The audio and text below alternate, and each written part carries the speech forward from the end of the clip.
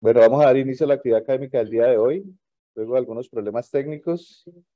Está a cargo de la doctora Sandra Erazo. Sandra es residente de primer año de anestesiología de la Universidad del Valle y va a hablar de complicaciones pulmonares, riesgo y optimización preoperatoria en cirugía no cardíaca. Está a cargo de la tutoría el doctor Jorge Vargas. ¿Listo? ¿Podemos empezar?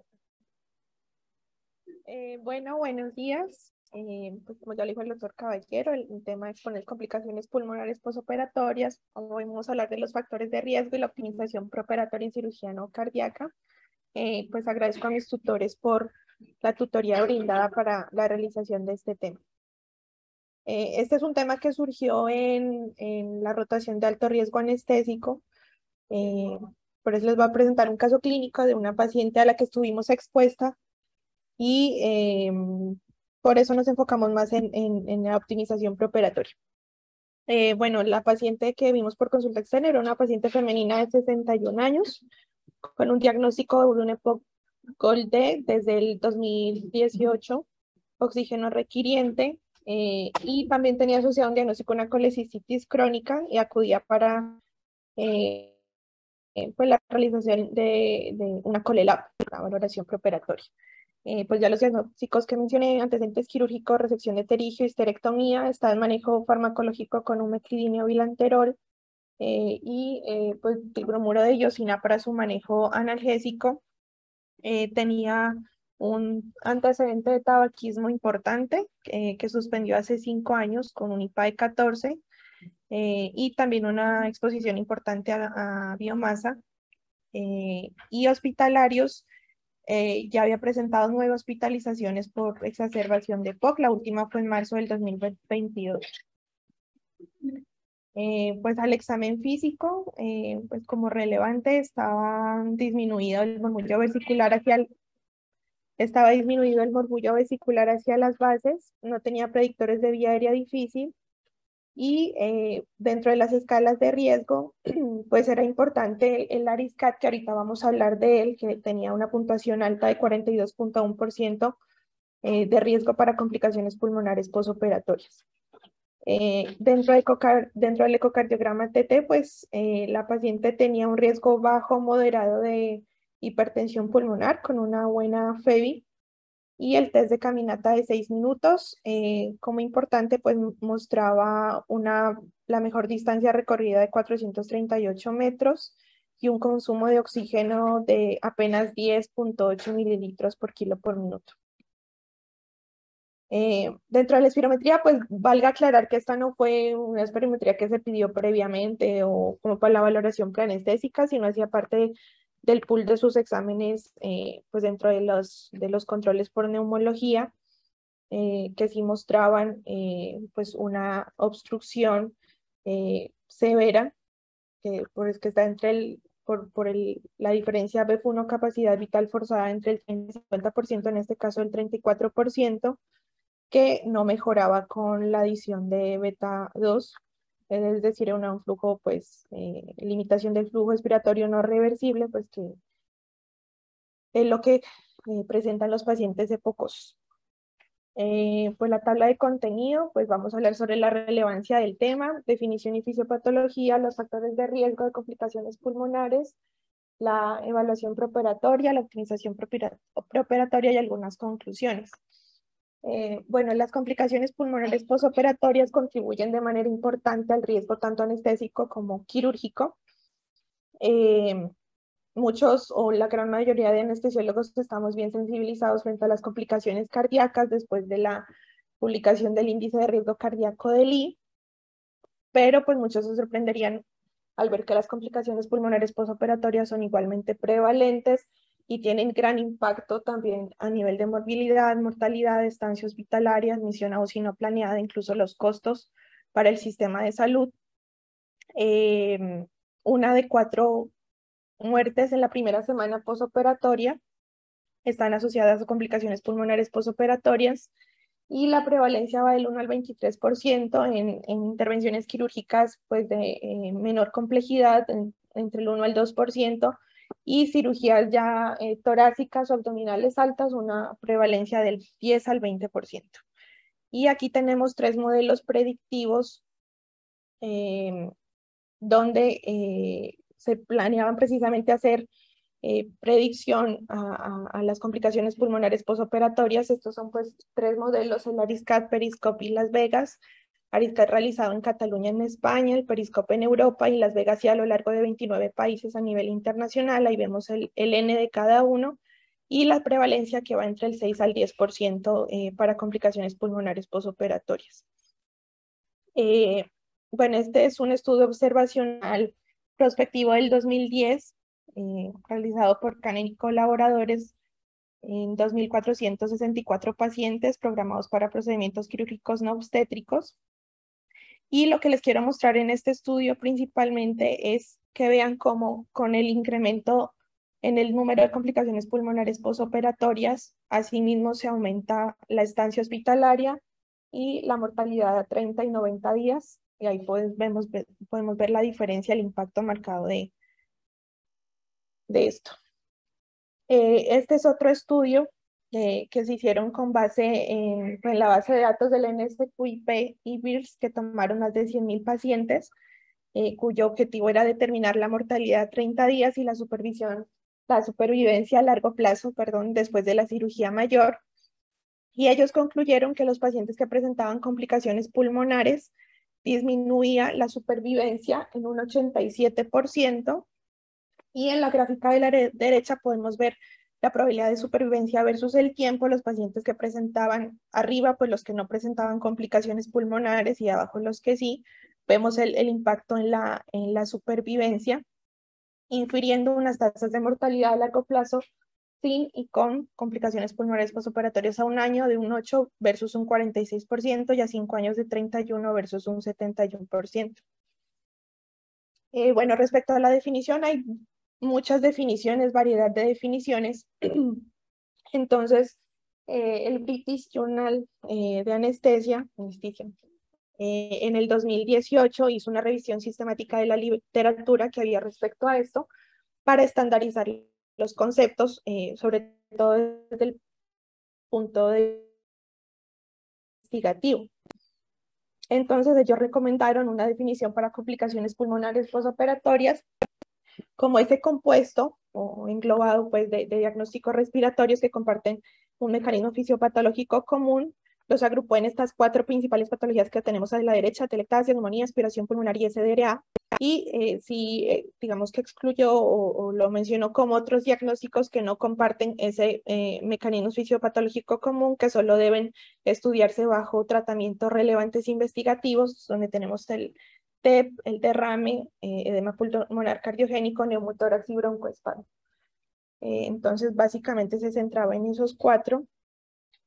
Pues también en el artículo nos da una definición para SDRA según la definición o los criterios de Berlín, y también la definición de neumonía según los criterios de la CDC. También hizo una estandarización en cuanto a la severidad de esas complicaciones pulmonares posoperatorias, también para estandarizar desde el punto de vista investigativo, siendo pues ninguna complicación pulmonar posoperatoria cuando se usa un oxígeno de manera rutinaria, no por que haya un deterioro en el paciente, sino profiláctica, leve cuando se implementa oxígeno suplementario con FiO2 por debajo del 60%, moderada con oxígeno suplementario mayor o igual al 60%, y severo cuando ya pues se requiere ventilación mecánica no invasiva, CPAP o ventilación mecánica invasiva con intubación orotraqueal. Pues respecto a la fisiopatología, es importante pues, mencionar que la anestesia general tiene un gran impacto en la función pulmonar, tanto a nivel de la mecánica respiratoria como el intercambio gaseoso. Pues en cuanto a la mecánica respiratoria, pues es importante mencionar que posterior al trauma quirúrgico hay importantes cambios a nivel de la coordinación, sobre todo de los músculos, de los grupos musculares de la vía aérea y de la caja torácica. Entonces en la gráfica podemos ver cómo usualmente pues en expiración hay una barra que está suspendida sobre superficies fijas, que en este caso hacen mención a los músculos inspiratorios y músculos expiratorios, que van en volúmenes pulmonares, pues los más bajos, volumen residual hacia la capacidad pulmonar total. En el paciente despierto, durante la inspiración, este movimiento en la barra se hace de manera coordinada, mientras que en los pacientes anestesiados vemos como la barra, pues durante la inspiración se inclina, es decir, hay una incoordinación en esos grupos musculares, y pues esto va a tener impacto pues a nivel de la función muscular pre y postoperatoria y en el riesgo de complicaciones. También el trauma quirúrgico pues está asociado a inhibición de, sobre todo el reflejo de nervios a nivel del frénico, la disrupción muscular y el dolor posoperatorio, que es importante disminuir. Todo esto va a generar impacto en el paciente hacia la hipoventilación, la mala expansión pulmonar, pues y aumentando también el riesgo de complicaciones. Pero eso es para recordar que la capacidad residual funcional pues es el punto de equilibrio entre ese retroceso elástico pulmonar que intenta colapsar el pulmón y el retroceso elástico de la caja torácica pues que intenta o contradice ese retroceso elástico pulmonar. Durante la anestesia se produce una pérdida del tono muscular respiratorio. Entonces vamos a ver cómo hay disminución de la capacidad residual funcional por un desplazamiento craneal del diafragma, una disminución del diámetro transversal del tórax, también hay disminución de la compliance pulmonar y un aumento en la resistencia de la vía aérea, sobre todo secundaria a esas disminuciones en los volúmenes pulmonares. También recordemos que con la edad, la capacidad de cierre, que es ese volumen pulmonar por debajo del cual ocurre el colapso de la vía aérea, aumenta con la edad. Podemos ver que incluso con pacientes hacia los 45 años en decúbito supino ya va a haber colapso de la vía aérea, y por encima de los 70, 75 años incluso puede darse ese colapso de manera continua.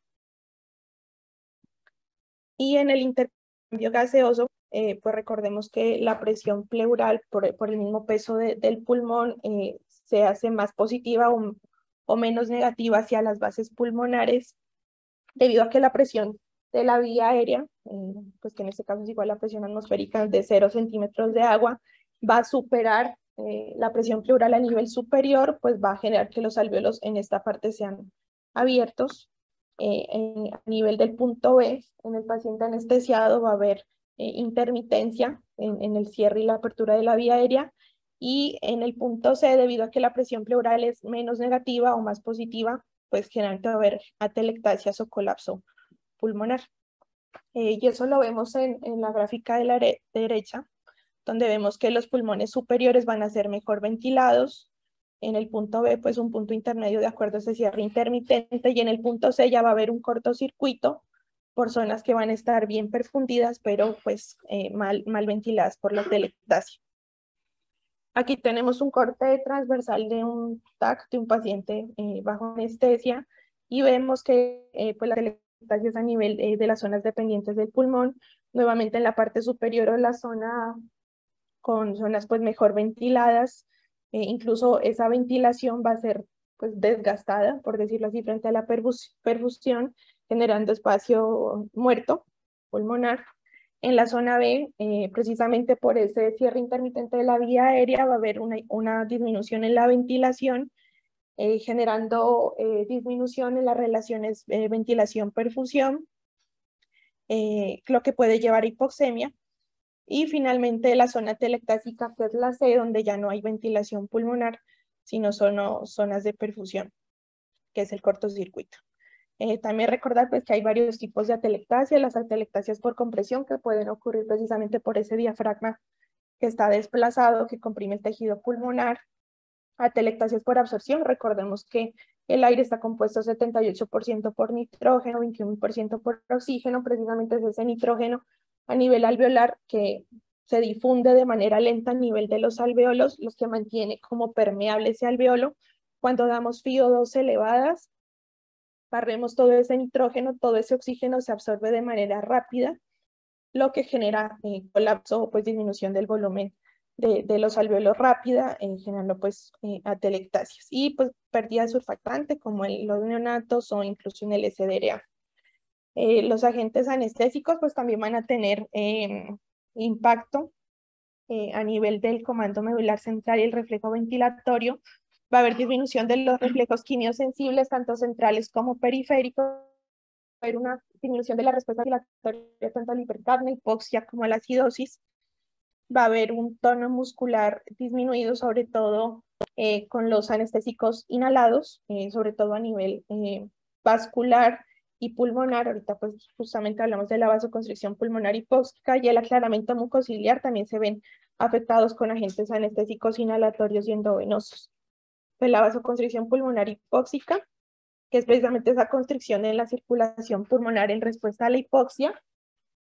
La zona hipóxica con la arteria pulmonar se constriñe para propender que ese flujo circulatorio vaya a esas zonas mejor ventiladas, pues mejorando la oxigenación y la relación ventilación-perfusión.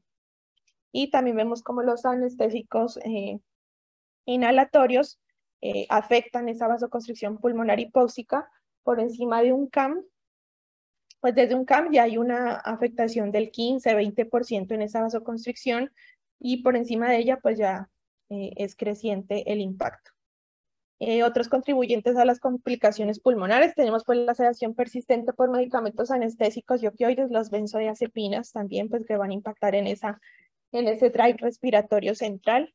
El efecto residual de los bloqueantes neuromusculares pues también están asociados a hipoventilación alveolar, alteración a nivel faríngeo y disminución de la respuesta a la hipoxia, pues todo eso va a generar mayor riesgo de complicaciones y el dolor postoperatorio por disminución en la expansión pulmonar también pues, está implicado.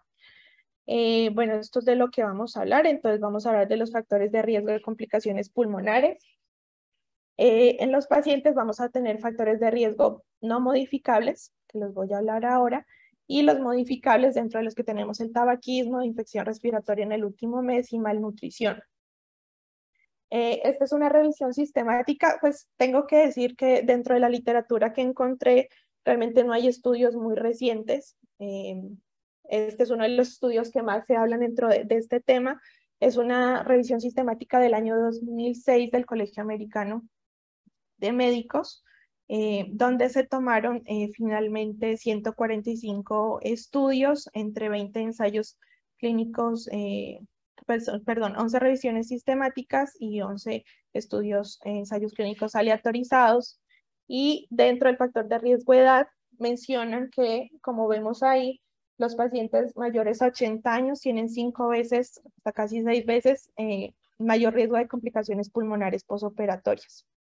Este es otro estudio observacional que tomó más de 160,000 pacientes del NSQIP entre cirugías abdominales de alto riesgo, como esofaguectomía, gastrectomía. Más adelante lo mostraré también por otros hallazgos, pero lo que quiero mostrar aquí nuevamente es que a partir pues, de los 60 años se aumenta el riesgo, principalmente los 80 años, los factores de riesgo para complicaciones pulmonares postoperatorias. Otros factores de riesgo importante pues están la falla cardíaca congestiva. Ahí vemos el OR, la dependencia funcional tanto parcial como total, un ASA mayor o igual a 2, alteración del sensorio. En este estudio prospectivo de 30,000 pacientes se quería hacer un score de probabilidad de reintubación en los primeros 3 días postoperatorios. Y ahí encontraron precisamente que un ASA, bueno, este fue el score finalmente que hicieron, un ASA mayor o igual a 3, procedimientos de emergencia, procedimientos de alto riesgo como cirugías cardiotorácicas, abdominales superiores, antecedente de falla cardíaca o EPOC, cada uno con su puntaje, pues aumentaba la probabilidad de reintubación en el posoperatorio en los primeros 3 días posoperatorios. Y también la saturación preoperatoria es importante. En este estudio observacional también mostraron que la saturación por debajo del 95% aumentaba 2 veces el riesgo de complicaciones y por debajo del 90% aumenta hasta 10 veces el riesgo de complicaciones pulmonares posoperatorias. Bueno, algo rápido para hablar de POC y SAJOS, que son las enfermedades más pues, que tienen más impacto respecto a esto. Pues recordemos que en la EPOC hay un proceso inflamatorio crónico, reducción de las tasas que van a alterar pues precisamente el tejido elástico pulmonar, disminuyendo ese retroceso elástico pulmonar, va a propender el retroceso elástico de la caja torácica, lo que va a generar que hayan estados de equilibrios de presiones con capacidades residuales funcionales cada vez más grandes. Esto asociado pues a la obstrucción de vías aéreas pequeñas por el edema, la presencia de moco, pues va a generar la obstrucción del flujo aéreo. Y está el término de la hiperinsuflación dinámica, que es precisamente que con cada inspiración, esa nueva inspiración inicia antes pues, de que haya finalizado la anterior, entonces va a haber cada vez más retención, sí, y va a generar esa hiperinsuflación a nivel del pulmón con aumentos crecientes de la capacidad residual funcional y una disminución en la capacidad inspiratoria. Pues todo esto va a poner en desventaja el diafragma, su zona de yuxtaposición, precisamente esa zona que es la que está apoyada a nivel de la reja costal y que es la que permite esa expansión torácica adecuada, va a estar afectada durante el EPOC. Vemos pues ahí también el incremento en la capacidad residual funcional con la obstrucción de la vía aérea y también vemos el impacto a nivel de disminución, aumento del volumen residual, disminución de la capacidad vital y también una expiración que va a ser prolongada. Y a nivel de la alteración, ventilación-perfusión, pues recordemos que de los aproximadamente 500 mililitros de volumen corriente que ingresan, unos 100 a 150 mililitros van a ser espacio muerto. Y precisamente durante el EPOC va a haber derivación de ese aire inspirado a regiones ventiladas, pero que van a estar mal perfundidas. Pues esto va a generar aumento del espacio muerto en pacientes epocosos. Aquí era para mostrarles simplemente el score de reintubación, que ya les mostré que también EPOC era un factor de riesgo importante, y aquí la guía americana como lo muestra con una fuerza de recomendación A como factor de riesgo. En este estudio observacional retrospectivo de 2013, también basado en datos del NSQIP, ahí vemos pues los tipos de cirugía a los que fueron programados, se encontraron que el EPOC estaba asociado a complicaciones posoperatorias con ORs y pues, intervalos de confianza y pues estadísticamente significativos, igual que aumento en la mortalidad, aumento en la neumonía posoperatoria, reintubación temprana no anticipada y la no posibilidad del destete del ventilador antes de las 48 horas. Respecto al síndrome de apnea obstructiva del sueño, pues recordar que está presente en aproximadamente el 22% de la población adulta y hasta el 70% llegan sin diagnóstico preoperatorio a la valoración preanestésica, por eso es importante la evaluación preoperatoria.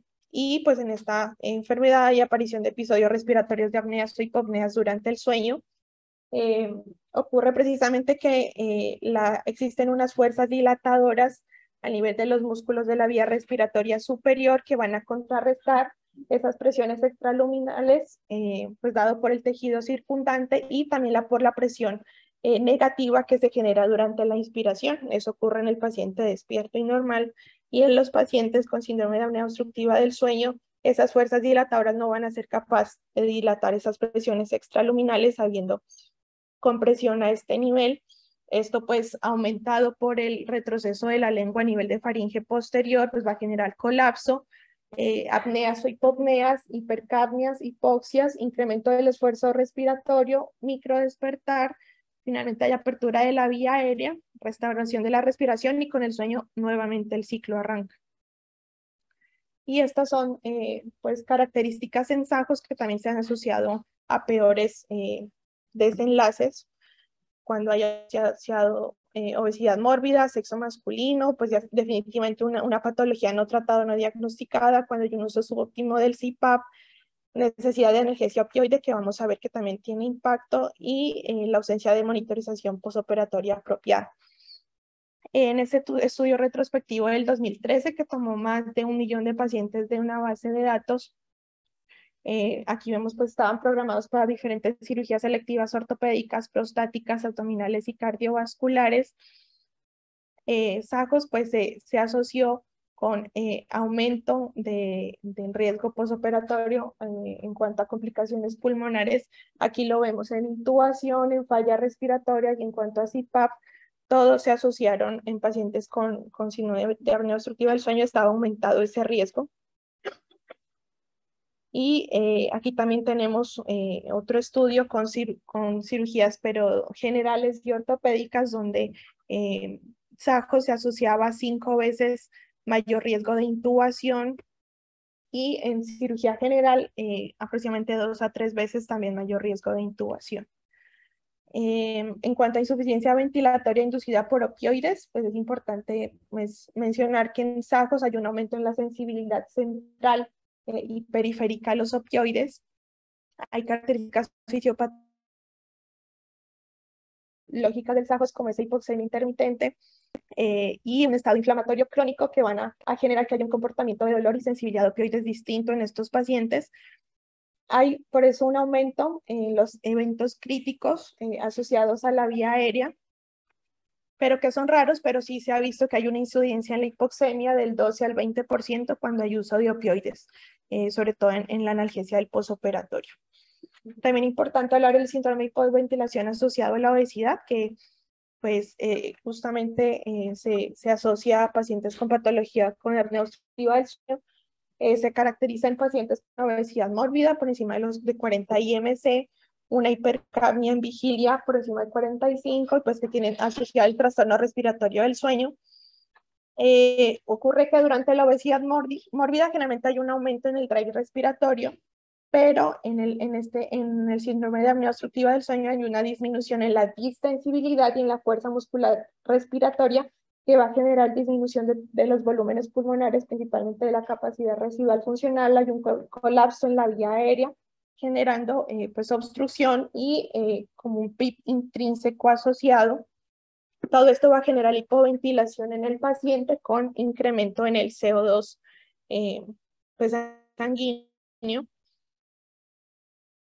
Y en este estudio retrospectivo del 2016 mostraron, bueno, en este catalogaban los pacientes con un diagnóstico definitivo de este síndrome cuando cumplían con los 4 criterios, el IMC, el diagnóstico por polisonografía de SAJOS, una hipercapnia y se descartaban enfermedades pulmonares o restrictivas por espirometría. Había un OHF, un síndrome de hipoventilación sospechado cuando aún no tenían pruebas de función pulmonar y pues los resultados mostraron que los pacientes que estaban hipercápnicos, es decir, que completaban los 3 primeros criterios, tenían mayor riesgo de falla respiratoria versus los pacientes que solo tenían SAJOS. Y pues más aún si estaba asociado a un síndrome overlap, pues SAJOS más EPOC. Pues dentro de los factores de riesgo modificables está el tabaquismo. Pues recordemos que el tabaquismo está asociado a una inflamación crónica con incremento de células como macrófagos, neutrófilos, que van a generar contribuciones a nivel de la fisiopatología. La producción de monóxido de carbono principalmente va a producir vasoconstricción y disminución de la oxigenación tisular que va a impactar en la cicatrización de las heridas. También hay disminución del aclaramiento mucociliar. El metabolismo de los medicamentos también va a estar alterado. Bueno, aquí vemos el impacto a nivel pulmonar, reducción de la capacidad residual funcional, atelectasias, aumento en la capacidad de recierre, disminución de la relación ventilación-perfusión. Y vemos cómo estimula la nicotina, el citocromo P450 y diferentes citocromos, incrementando su metabolismo, requiriendo generalmente mayores dosis. Y en este estudio retrospectivo, también basado en datos del NSQIP, se tomaron pacientes fumadores versus no fumadores y se querían ver los desenlaces posoperatorios a 30 días en cirugía no cardíaca y vemos como la mortalidad aumenta en 1.3 veces, así como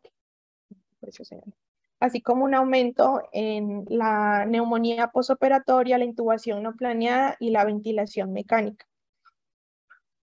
En este estudio también quería mostrar que el tabaquismo, o sea, querían comparar en este estudio prospectivo si la asociación del tabaquismo actual o pasado, que lo consideraban como pasado mayor o igual a 1 año, estaba asociado a eventos vasculares como TEV o TBP y respiratorios como ventilación mecánica, neumonía, falla respiratoria, y sí mostraron que por qué no aparece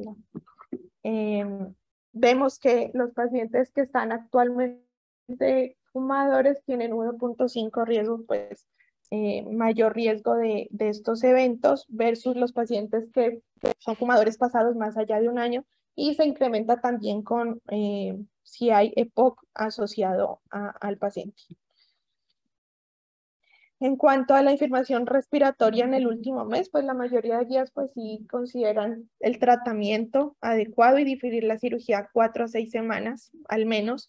Y en este estudio que era un estudio prospectivo de más de 140,000 pacientes, 2% de ellos COVID positivo, querían determinar la duración óptima del retraso de la cirugía, precisamente después de una infección por COVID. Y sí mostraron que los pacientes que tenían infecciones respiratorias desde las 0 semanas a las 6 semanas preoperatorias tenían riesgos mayores versus los pacientes que ya habían tenido más allá de 7 semanas de infección o que nunca tuvieron infección. Igual impacto en las complicaciones pulmonares posoperatorias.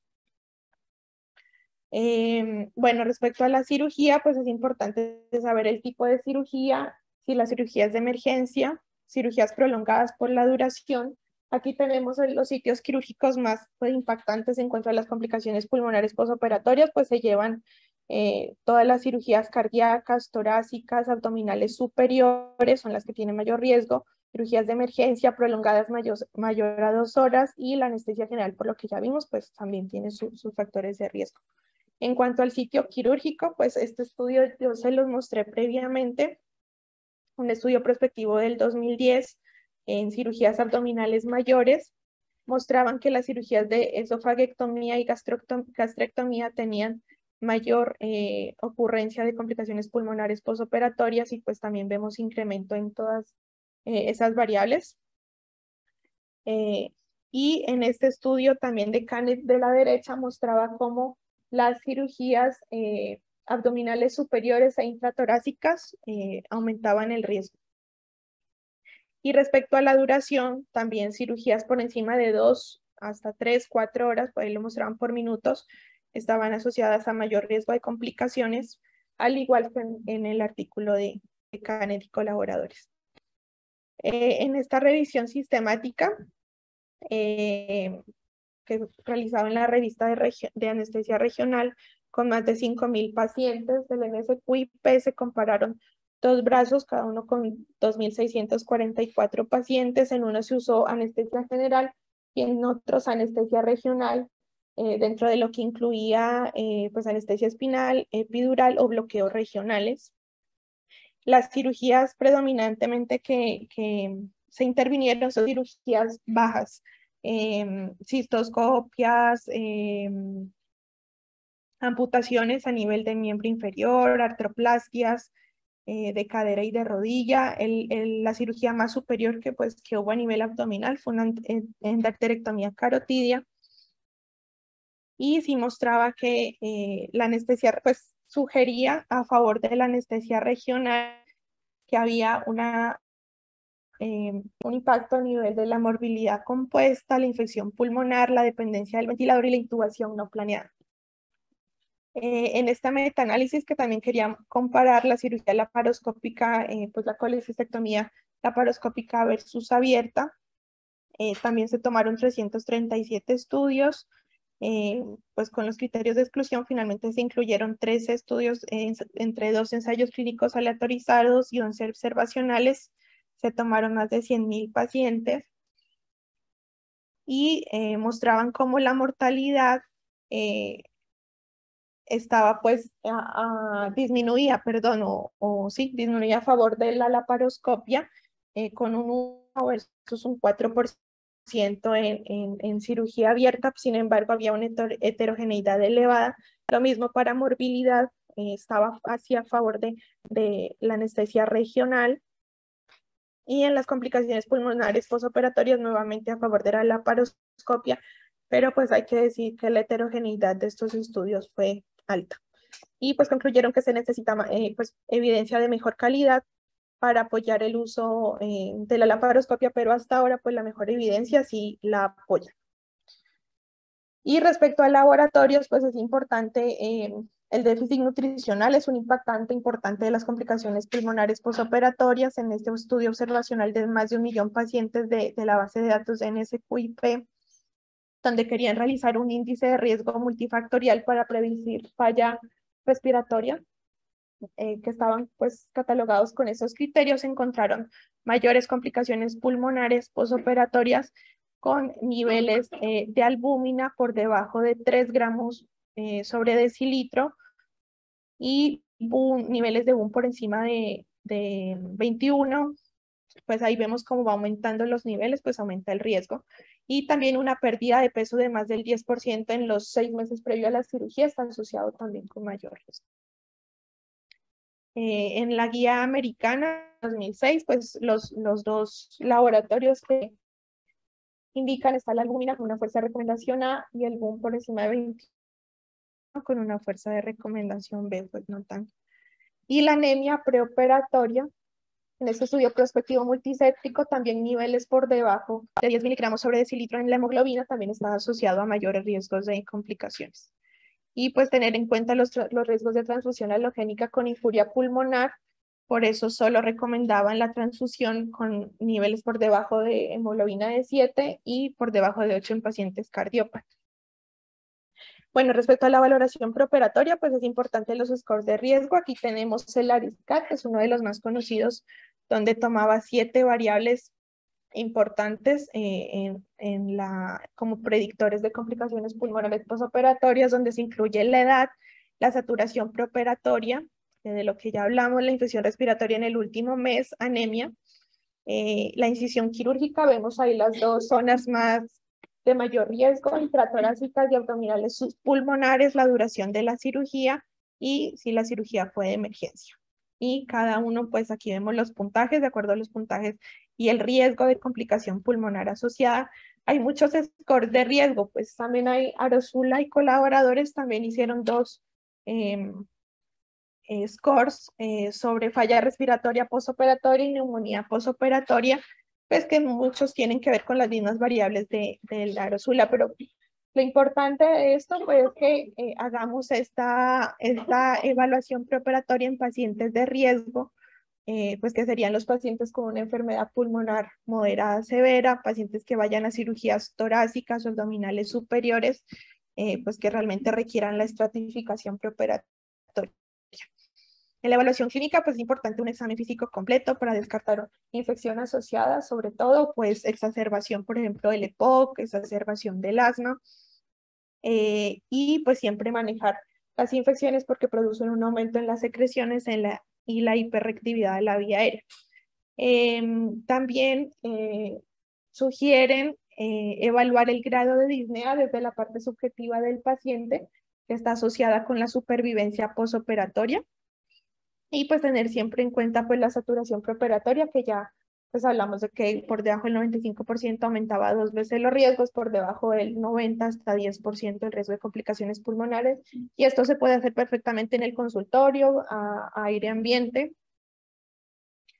En cuanto al síndrome de apnea obstructiva del sueño, pues tenemos el STOP-BAN, que va a evaluar la presencia de ronquidos, cansancio, apneas observadas, si tiene antecedente de hipertensión arterial, IMC elevado, por encima de los 50 años de edad, circunferencia a nivel del cuello por encima de 40 o género masculino, y por encima de 3 se considera pues que hay alto riesgo de síndrome de apnea obstructiva del sueño.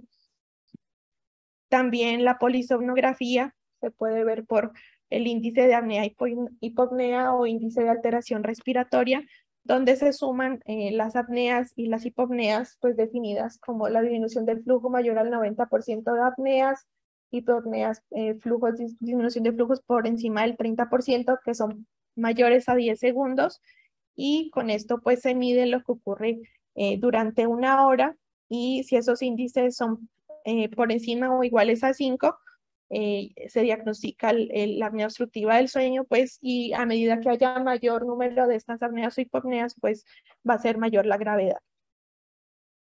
Y recordar también que en el síndrome de hipoventilación por obesidad es muy importante la solicitud del bicarbonato sérico, valores por encima de 27 me indican que el paciente está presentando pues hipercapnias, está asociado a hipercapnias importantes, que está asociado a mucho mayor riesgo en el ámbito posoperatorio.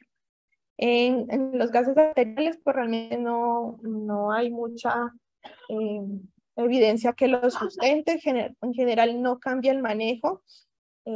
Realmente arroja datos que la evaluación clínica por sí sola lo pueden dar. Sí recomiendan realizarlo en pacientes, por ejemplo, ASA3 con una enfermedad pulmonar crónica de base, enfermedades neuromusculares, insuficiencia respiratoria hipercápnica crónica, el síndrome de hipoventilación por obesidad. Pero sí, pues importante saber que ni la hipoxemia ni la hipercapnia son predictores independientes de estas complicaciones. Ya en la resección pulmonar, pues obviamente sí es importante los gases arteriales, porque pues una hipoxemia, una PO2 por debajo de 60, sobre todo una PCO2 por encima de 45, hipercapnia, pues son contraindicaciones relativas para resección pulmonar. Respecto a la radiografía de tórax, también pues la mayoría, o sea, no la apoyan. La mayoría de hallazgos son predecibles al examen físico y a la historia clínica, rara vez proporcionan información adicional. El valor para determinar el riesgo es muy pequeño. Sí se puede considerar en pacientes que tengan alteración de la auscultación pulmonar, empeoramiento de síntomas respiratorios, intolerancia a ejercicios nuevos durante la valoración preparatoria, o en pacientes mayores de 50 años que vayan para cirugía de aneurisma de aorta abdominal, también lo recomiendo. Pues en cuanto a la espirometría, pues recordar las curvas de volumen-tiempo, donde hay un volumen que se entrega en el primer segundo, que conocemos como el PF1, y luego ese volumen va disminuyendo hasta pues con llegar a la capacidad vital forzada, y la curva flujo-volumen, igualmente pues una curva que va a ascender casi paralela inicialmente, generando el pico de flujo expiratorio máximo, y luego va a disminuir hasta la capacidad vital forzada. En el patrón obstructivo, pues vamos a ver en la curva volumen-tiempo cómo la curva se desplaza un poco hacia la derecha y de manera lenta, o realmente no la alcanza pues la meseta que vemos normalmente. Y en la curva flujo-volumen también vemos cómo hay un pico de flujo expiratorio que es mucho menor, una curva a este nivel donde está la flecha, y luego ya hay una disminución al nivel del flujo entregado. Y en el restrictivo básicamente son las mismas curvas, pero mucho más pequeñas. Y pues el paciente, vemos como en la paciente que vimos inicialmente, como el BF1 no alcanza ni los 2 litros y también se extiende realmente sin alcanzar la meseta. Y también vemos la curva flujo-volumen, donde también vemos la restricción con un pico de flujo expiratorio muy caído, al igual que el resto de la curva. Y por respecto a la espirometría, pues lo importante es saber que una relación PF1 sobre la capacidad vital forzada por encima del 80% es lo normal.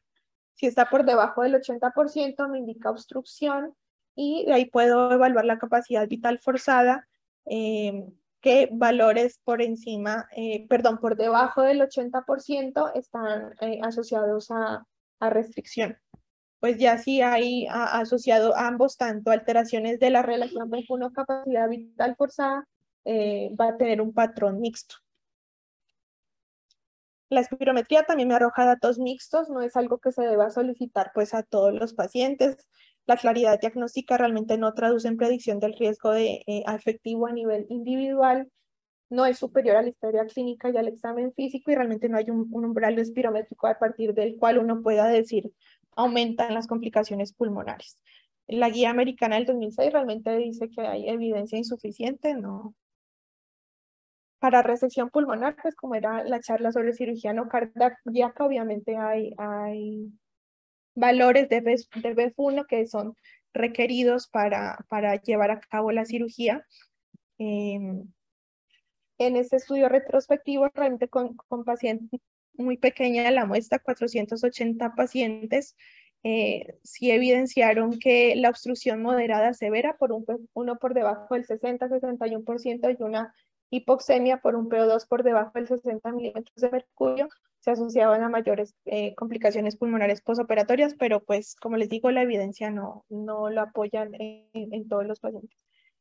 Sí, en la resección pulmonar, obviamente está indicado toda la imagenología, gamografía, broncoscopia, todo lo que me puede indicar si el área resecada realmente participa en el intercambio gaseoso. Tenemos el BEF1 postoperatorio que va a estimar el valor residual de la función pulmonar, que si es por debajo de 2 litros o 50% del predicho es indicador alto de riesgo de complicaciones pulmonares postoperatorias.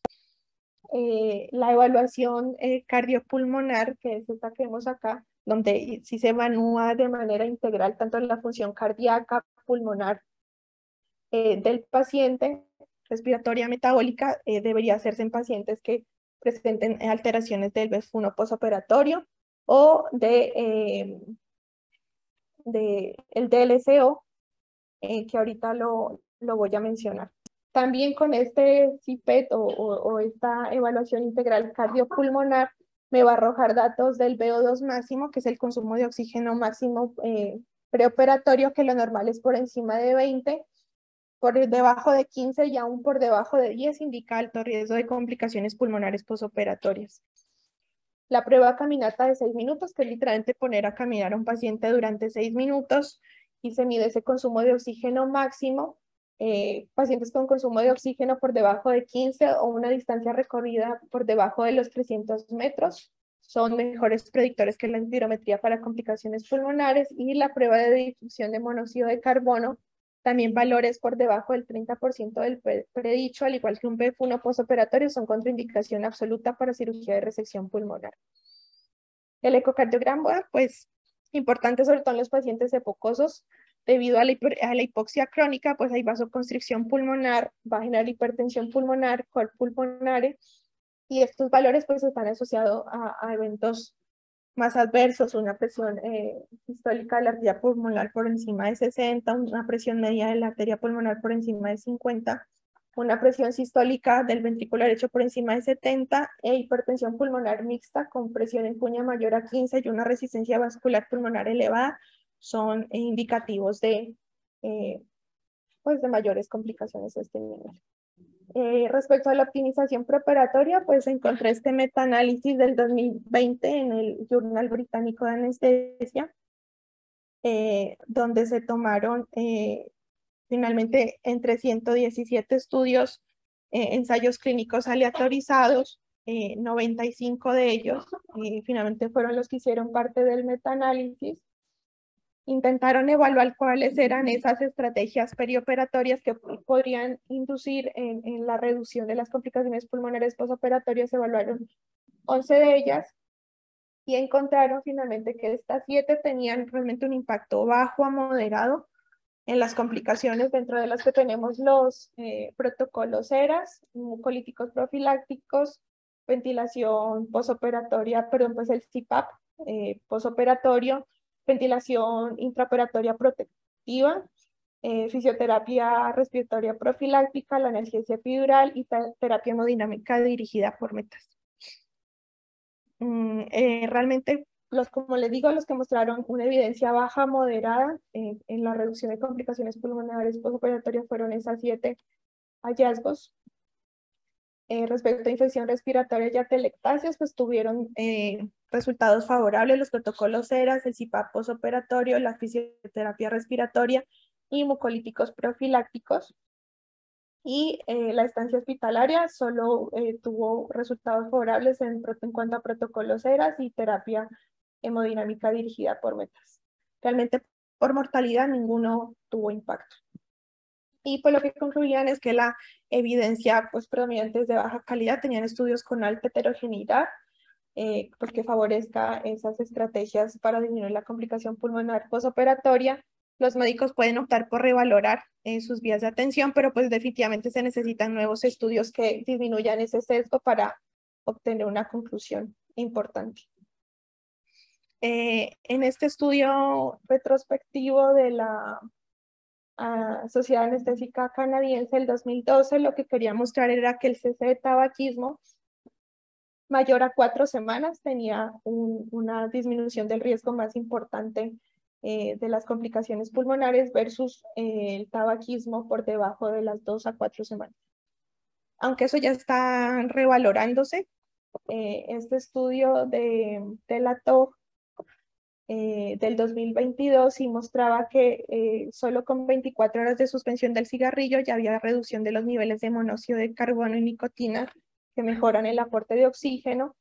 Entonces ya se está revalorando eso de que por debajo de las 4 semanas puede aumentar el riesgo, no se ha visto de esa forma. Por eso es importante pues estimular el cese de tabaquismo, interrogando al paciente pues sí, para identificar cuáles son esos pacientes que son fumadores, advertir sobre sus riesgos, evaluar si el paciente realmente está dispuesto a dejarlo, asistirlo con medicamentos y consultoría y hacer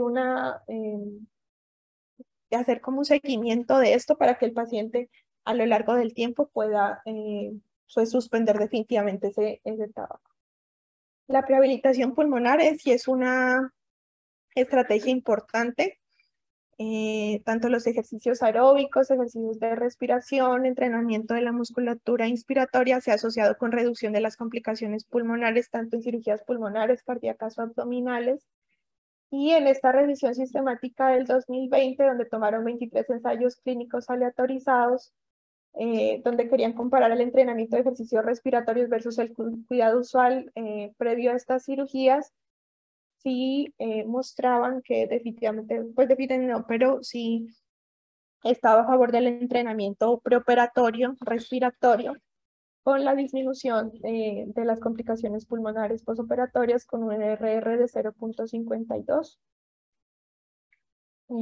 Bueno, y finalmente en cuanto a la ventilación mecánica no invasiva en sacos, pues es importante pues saber si el paciente ya tiene diagnóstico o aún no tiene diagnóstico como tal. Si no tiene diagnóstico hay que pues, hacerle todos los scores preoperatorios.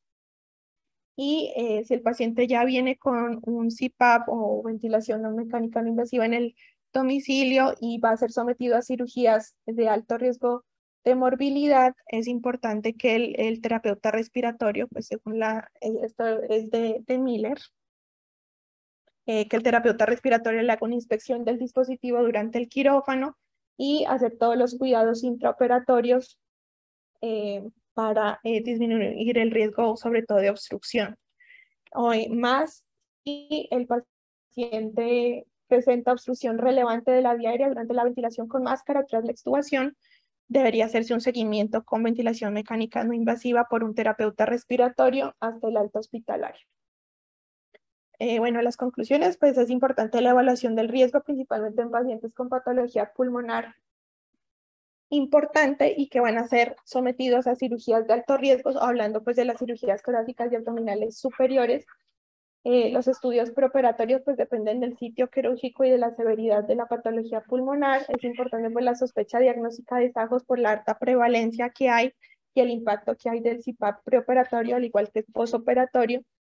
Y pues la evidencia de medidas de optimización preoperatoria aún es limitada, pero pues se apoyan los protocolos ERA, la terapia respiratoria preoperatoria como medidas adecuadas.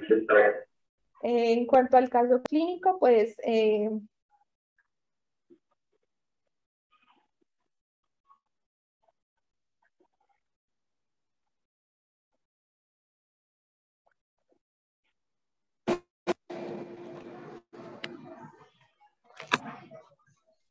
descartar un proceso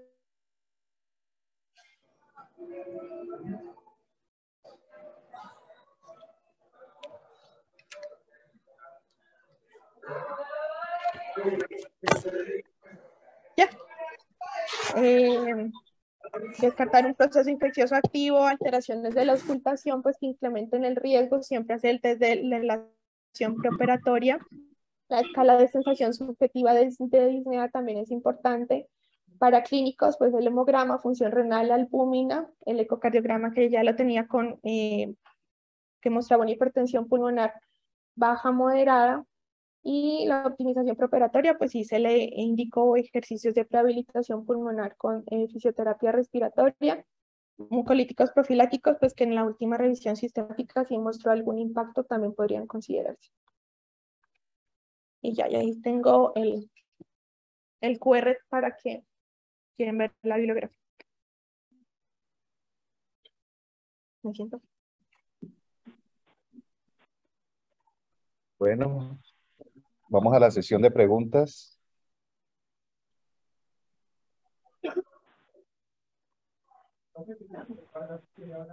Sí. ¿Estás oyendo?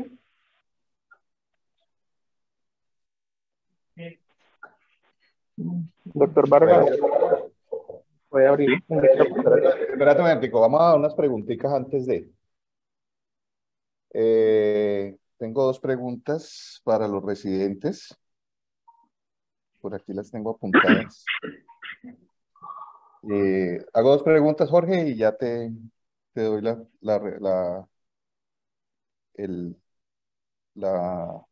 para que hagas tu comentario y si también tienes preguntas para los residentes.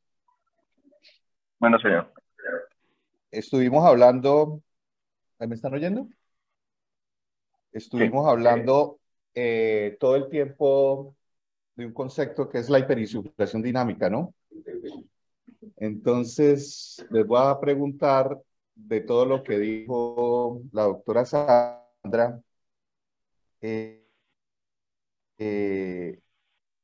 ¿cuáles son las alteraciones mecánicas derivadas de la hiperinsuflación dinámica? Entonces, ¿qué dice la doctora Katy? Según lo que revisó Sandra, ¿cuáles son las alteraciones mecánicas? Son dos importantes que ella dijo, derivadas de la hiperinsuflación dinámica.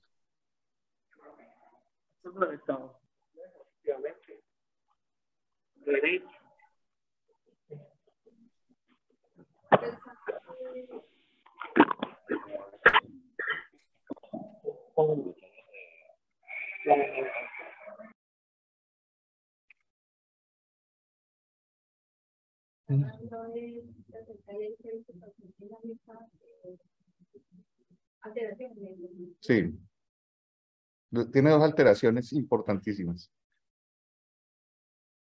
Pues les había mostrado un gráfico en donde se miraba que la capacidad residual iba a estar alterada en los pacientes en donde presentaba esta alteración, porque digamos que en los pacientes normales, digamos a gráfico de la barrera lateral, pues la mecánica funcional la musculatura aumentaba en forma paralela y cuando ya había disminución de la capacidad funcional no aumentaba de forma paralela.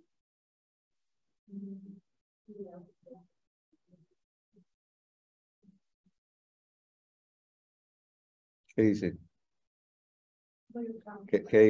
¿Qué dice Susana? Se aumenta la capacidad residual funcional y disminuye el volumen de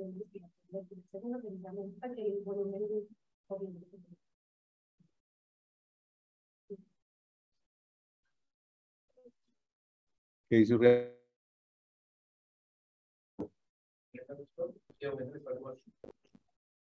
Eso es una relación ventilación-perfusión, pero de la mecánica como tal. Esa es una. Esa es una. Esa es una. La yuxtaposición del diafragma. O sea, hay una disminución del área de posición del diafragma. De todas estas, que es esa área de posición que dijo ella, o yuxtaposición del diafragma. ¿Qué dice Jefferson?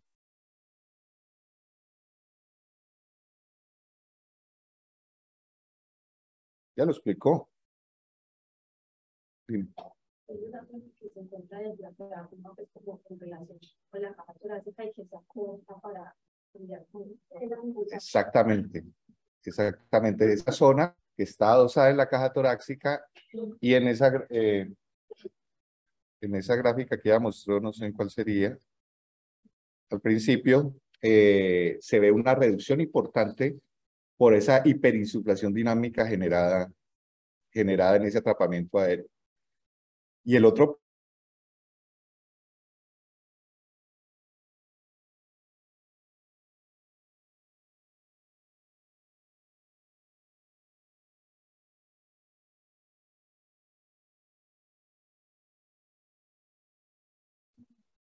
y un parénquima pulmonar que tiende a colapsarse. En el paciente hipocoso, los dos vectores van hacia el mismo lado, tanto la caja torácica como el parénquima pulmonar. Eso derivado a que los pacientes con EPOC, en esa gráfica que también creo que lo mostraste, de relación de la presión que tiene que generar él para la expiración en la lactancia, el paciente hipocoso empieza de un punto mucho mayor, porque tiene atrapamiento aéreo, cosa que no sucede.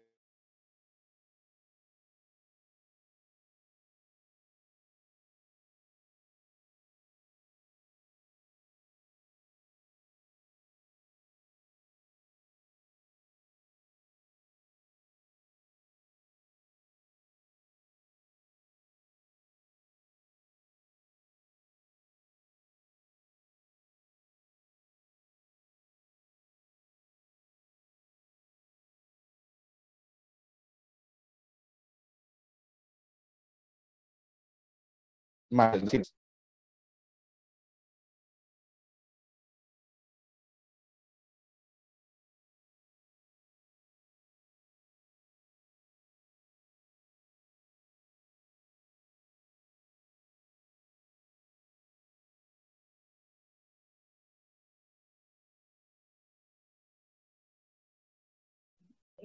Pendientes a la apertura. Creo que no se está oyendo. Que se desconectó. ¿Ah?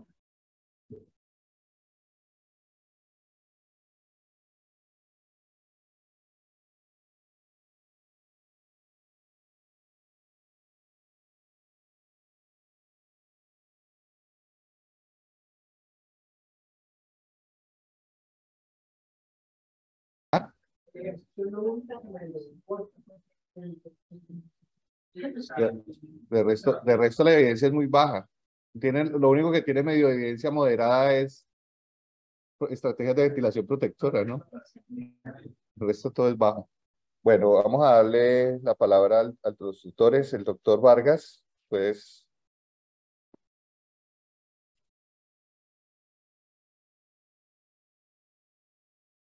Puedes comentar o hacer preguntas aquí a los residentes.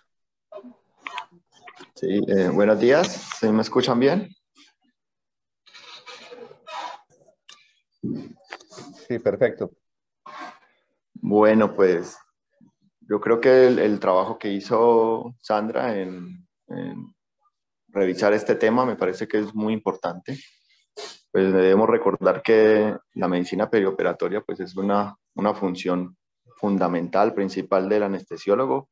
Si bien pues hacer consulta, evaluar prequirúrgicamente a los pacientes, pues no es quizás como lo que más nos guste hacer o algo, pues es algo supremamente fundamental. Y el trabajo que hemos hecho pues, con los residentes en la consulta de alto riesgo, hemos podido tener pues una buena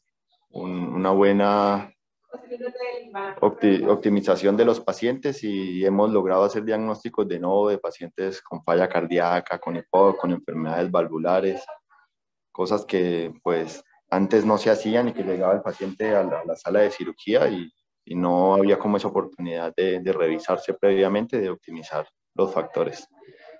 En las complicaciones pulmonares, pues yo creo que es muy importante recordar que son de pronto más frecuentes que las complicaciones cardiovasculares. Si bien generan menos mortalidad, sí son más frecuentes, más mórbidas, por lo tanto, y generan pues más costos en el sistema de salud. Y algunos pacientes cuando tienen pues muchos criterios de severidad incluso pueden hacer fallas respiratorias y colapso cardíaco por una causa respiratoria. Y eso va a ser pues una responsabilidad principal del anestesiólogo que hizo la valoración. Un paciente quizás muy importante es aquel paciente obeso, que como hemos visto en el hospital cada vez más van en el programa que hay para cirugía bariátrica, el paciente obeso. En ellos es fundamental diagnosticar la apnea obstructiva del sueño, que más del 70% de esos pacientes la pueden tener. incluso más aún, descartar el que tenga un síndrome de hipoventilación asociado, porque ese paciente en específico es el que más riesgo tiene de complicaciones respiratorias. Por eso es tan importante la medición de los gases arteriales, sobre todo el bicarbonato, pues que ese es un subrogado de que el CO2 se mantiene alto en ambiente, las saturaciones en ambiente en la evaluación preoperatoria, que es muy importante, como lo mencionó Sandra. Realizar el score de riesgo, el screening, el stop band, pues si bien funciona como cualquier score de screening, la especificidad es supremamente baja, pero pues puede uno identificar los pacientes con más riesgo y solicitarles pues una polisomnografía y un eco cuando uno sospecha también que haya compromiso cardiovascular y que se puedan beneficiar pues de un CPAP preoperatorio. Hay que saber interpretar todos los exámenes que se solicitan, hay que saber leer las espirometrías, hay que saber leer las polisomnografías, hay que solicitar racionalmente todos los exámenes que realmente se necesiten. De pronto no son tan importantes ni las radiografías, no son tan importantes los tiempos de coagulación, no son tan importantes muchas otras cosas, pero hay algunos exámenes que sí definitivamente están pues son necesarios. En cuanto a cómo puede uno impactar de pronto estos pacientes para mejorarles sus desenlaces, pues muy pocas cosas realmente han mostrado evidencia, como lo mencionó el doctor Fabricio y en la charla, pero pues es un buen momento para suspender el tabaquismo, definitivamente, ojalá por lo menos más de 4 semanas. Las pruebas de rehabilitación, las pruebas de incentivo expiratorio, de respiraciones profundas, si bien pues no han demostrado que mejoren totalmente o sirvan definitivamente, pues son seguras, son baratas. De pronto si el paciente va a necesitar CPAP más adelante, es un momento para entrenarlo para eso. Y pues no creo que nosotros por lo menos siempre lo realizamos, no creo que vaya a causarle ningún perjuicio al paciente si se realiza. Algunos otros pacientes importantes son los pacientes con hiperreactividades bronquiales, que van para cirugías de senos paranasales o con pólipos nasales. Algunos tienen un síndrome en el que pueden exacerbar sus síntomas al uso de AINES o de aspirina. Entonces también puede uno dejarlo registrado en la historia como uno de lo que puede suceder en cirugía. Pues eso era lo que quería comentar, y si tienen alguna otra duda o pregunta o comentario, muchas gracias.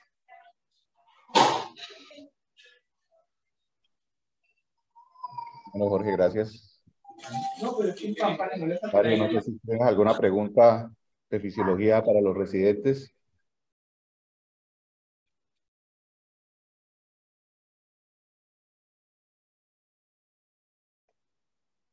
¿Algún otro profesor quiere participar? ¿O alguien del público que tenga alguna pregunta?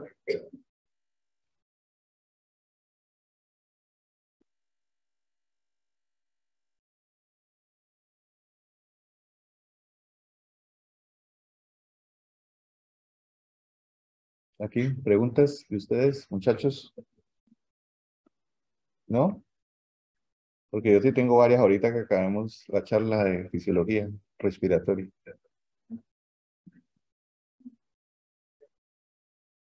La estrategia respiratoria protectora. El paciente con EPOC tiene ciertas particularidades. ¿Cuáles serían esos cambios o parámetros puntuales que tiene que modificar en el ventilador pensando en el paciente con EPOC? ¿Y cuál sería la mejor estrategia ventilatoria? El modo ventilatorio. ¿Qué dice la doctora que revisó el tema? Primero, Bueno, pues dentro de la utilización protectora es importante, pues primero por una corriente baja. para que no se escuche.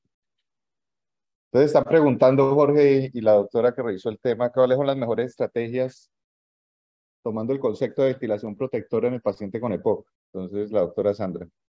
Pues estaba mencionando que dentro de la ventilación protectora, pues deben propenderse volúmenes corrientes bajos. Estoy hablando de volúmenes de 4 o 6 cc por kilo. Frecuencias respiratorias, precisamente por el efecto de la hiperinsuflación dinámica, pues tampoco deben hacerse frecuencias respiratorias muy elevadas. ¿Por qué? Porque de eso es precisamente la hiperinsuflación dinámica, el atrapamiento aéreo que hay secundario en los pacientes epocosos, pues puede aumentar con frecuencias respiratorias más grandes.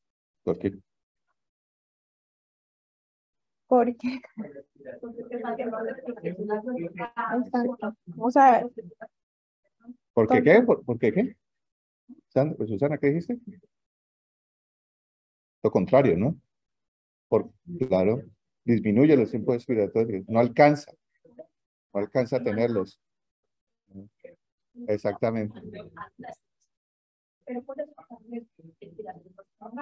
Exactamente.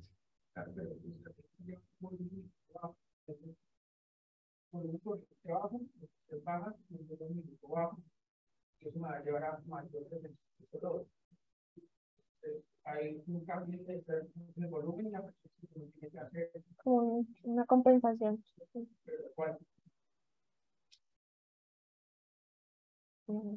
Estaría en relación a los tiempos respiratorios. Tienes que darles tiempos respiratorios más prolongados. Sí. Expiratorios. O eso, bueno, es que la relación IE va a depender del tiempo. Usted sabe que las relaciones IE usted las puede programar o por flujos o por tiempo.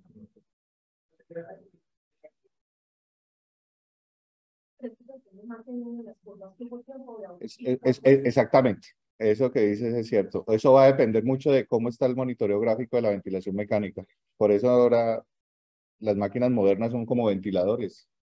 Vas a tener la opción de ver no solamente la curva flujo-volumen, que es una curva de espirometría, si vas a tener atrapamiento, sino que en las curvas de flujo como tal, si la asa expiratoria no alcanza a llegar al punto de base, eso te va a hablar de atrapamiento aéreo, que va a verse reflejado en la hiperinsuflación dinámica y en el dato puntual es lo que vas a tener como el famoso autopip.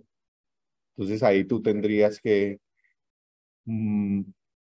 programar una relación y sobre todo un tiempo expiratorio más prolongado. Creería yo, no sé Jorge, que es el que revisó el tema, ¿qué opine?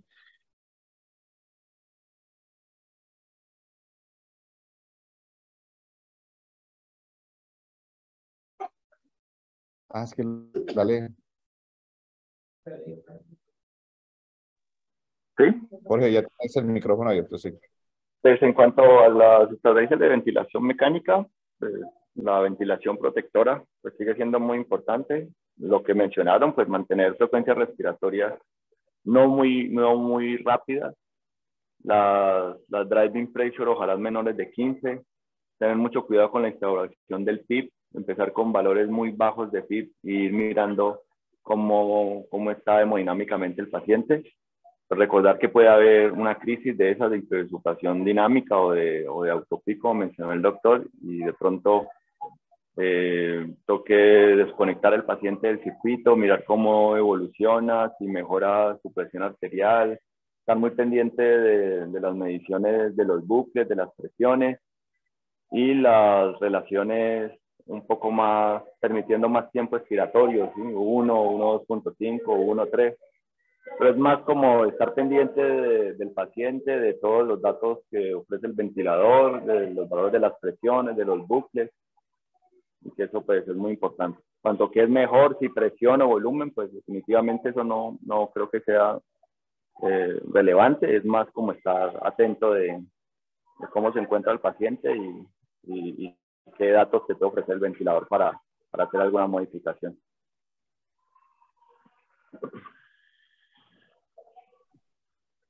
Sí, todo en relación al monitoreo gráfico. y a la monitoría de presiones en la vía aérea. Presiones mesetas menores de 30, si lo puede medir, son válidos medirlas.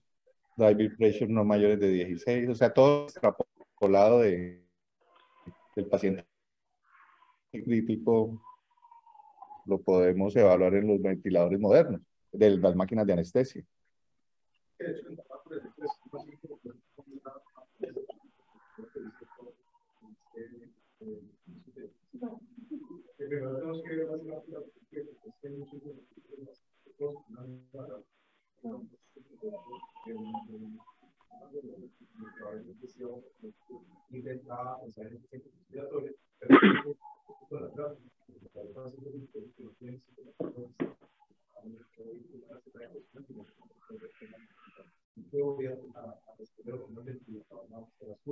Para empezar a llegar a una inflación protectora y las estaciones de sufrir y las tengo que regular esos tiempos.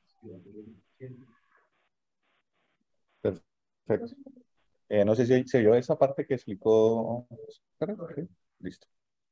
Entonces, pues, como que no soy parte de esa vigilación de sectores financieros antes, ya después va vigilando cómo se comportan las curvas y va modificando los parámetros de la persona.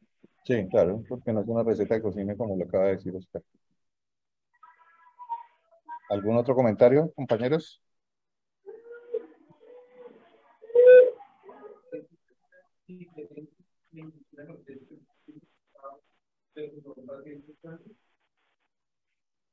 En cuanto a la inducción, pues siempre hay que tener en cuenta desde la inducción, pues el mayor riesgo de obstrucción de vía aérea que tienen ellos, ¿no? Toda su mecánica, por eso es importante, si se nota, pues que hay bastante obstrucción durante la inducción, requiere ventilación mecánica no invasiva en el posoperatorio. Obviamente también hay que tener en cuenta todos los medicamentos que hablé de opioides, benzodiazepina, que tienen impacto en el drive y que pues generan mayor alteración desde el punto de vista respiratorio. Opioides, evitarlos o disminuirlos. Eso. ¿Qué opina Jorge de la pregunta que hace el doctor Urriago? ¿Cuál es la estrategia de inducción ideal en un paciente pocoso? En un paciente con SAOS, perdón.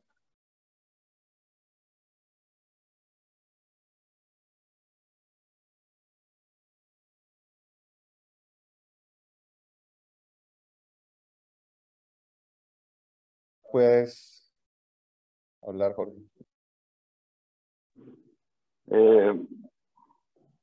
Pues no hay como una sola respuesta correcta, ¿no? ¿Cuál sería la inducción más segura? Si se trata de pronto de un niño o un paciente con algún trastorno neurológico, pues sí se debe preferir igual la inducción endovenosa en este caso. Yo hago algo sin que definitivamente esté demostrado que sea mejor o no, y es colocar el ventilador en presión soporte y reclutar al paciente con presión soporte, que funciona como un CPAP. ¿Sí? En el caso en que el paciente tenga la indicación de usar CPAP, se puede hacer así y oxigenar como en un modo de asistido, y luego hacer una inducción. Si la evaluación de la vía aérea es difícil, pues sería más seguro hacer una inducción de secuencia rápida, pero pues no hay una única respuesta o algo correcto. En cuanto al uso de los opioides que estaba mencionando Sandra, eso sí es supremamente importante. O sea, ellos tienen más riesgo de complicaciones pulmonares al usar opioides, que necesitan dosis mucho menores para inducir depresión respiratoria en este tipo de pacientes que en la población en general. Y esto es tan importante que incluso hay un estudio reciente que estuve revisando también por motivo de un paciente que tuve que anestesiar. Y era las cirugías de hombro, por ejemplo. El riesgo de complicaciones respiratorias son similares, incluso pueden ser mayores cuando no se usa el bloqueo interescalémico. sea, el bloqueo interescalénico, definitivamente, pues el riesgo de generar un bloqueo sobre el nervio fénico es muy alto. Sí aconsejan de todos modos que se usen volúmenes más bajos de ecografía, tener como más experiencia, usar menos de 10 cc y usar de pronto anestésicos, incluso en el estudio usaban lidocaína, para que no sean tiempos muy prolongados de bloqueo en el nervio fénico ni distensión del diafragma. Pero lo fundamental, por lo que eso disminuía las complicaciones respiratorias o eran igual que cuando no se usaba, era porque se podía disminuir efectivamente la dosis total de opioides. Entonces, eso es algo que sí se tiene que tener en cuenta. Todo lo que te pueda ayudar a disminuir el uso de opioides va a ser muy importante a nuestros pacientes. Listo, Jorge, gracias. Veo Germán hizo un comentario, no sé si quieres que te dé el micrófono, ya puedes hablar, Germán.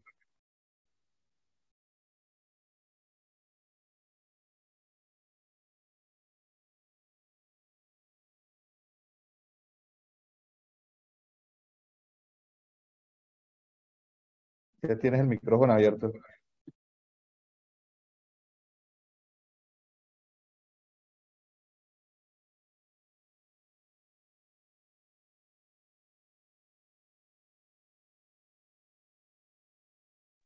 Creo que Germán no puede abrir el micrófono. Bueno.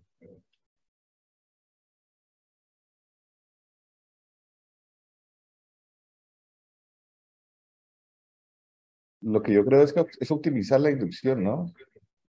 Ese paciente. O sea, más que la inducción, no, es optimizar la ventilación de estos pacientes. Me gustó lo que dijo el doctor Vargas, ponerlo en un modo de CPAP más presión soporte mientras esté espontáneo, me parece válido.